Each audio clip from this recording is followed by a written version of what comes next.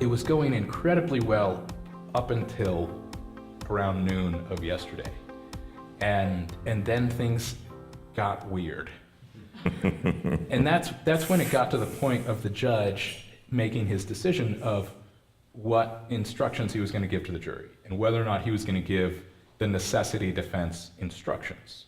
And those instructions would spell out for the jury that there are 4 elements to a necessity defense. That the defendants have to have a reasonable expectation that there's an imminent harm if they don't act. That they have to, that there has to be a conclusion that the harm that could be prevented by their actions is greater than the harm of whatever illegal action that they're taking. So, so in their case, like the cost to the railroad company of delaying this train. They have to have not caused the harm that their actions would prevent. So like if the house is on fire, you can't be the one who started that fire. And the 4th element is that there have to be no reasonable legal alternatives to taking that illegal action. And that was the catching point? That was the catch point. The judge said that they had met those first 3 standards.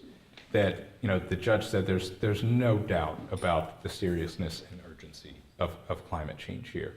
And there's no doubt that your actions have been very effective at bringing attention to these threats, to the threat of oil trains.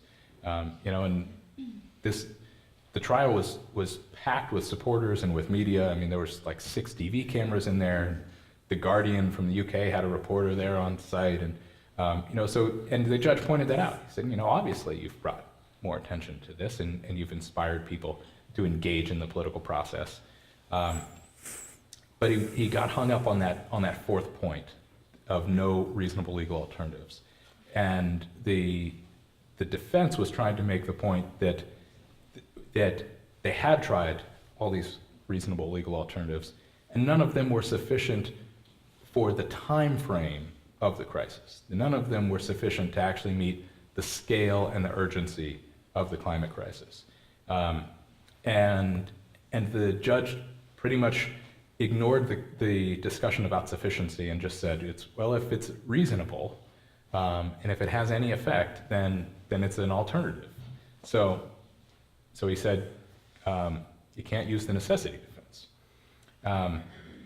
And so then at that point he said, and that means that all those expert witnesses, the climate scientists and the real safety experts, there was a whistleblower from the BNSF who had been fired for reporting safety violations.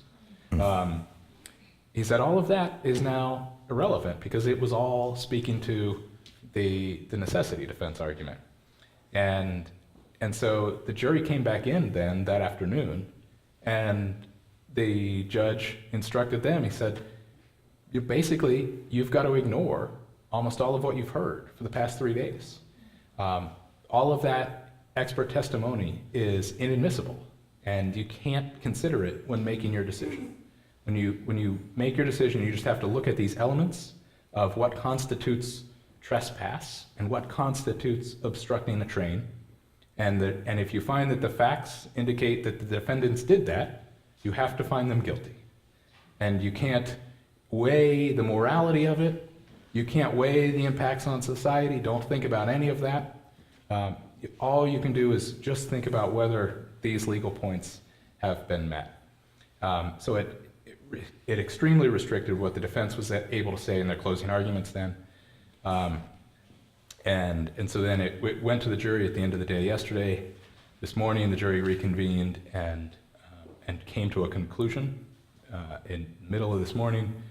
And so they were brought back in and gave their verdict, which was that all of the defendants were found not guilty on the charge of obstructing a train, but guilty of the charge of trespass.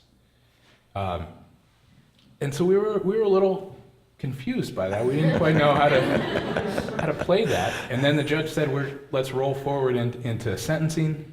And one of the defense attorneys asked for a 5-minute break to talk to her clients. And And so we took a little break, and before we went to sentencing, the judge had dismissed the jury and said, thanks for your service, you're totally free now, you can feel free to talk about the case, you can do whatever you want, you can not talk about the case. So he dismissed them, and then he gave this 5-minute recess. That's when things got even weirder.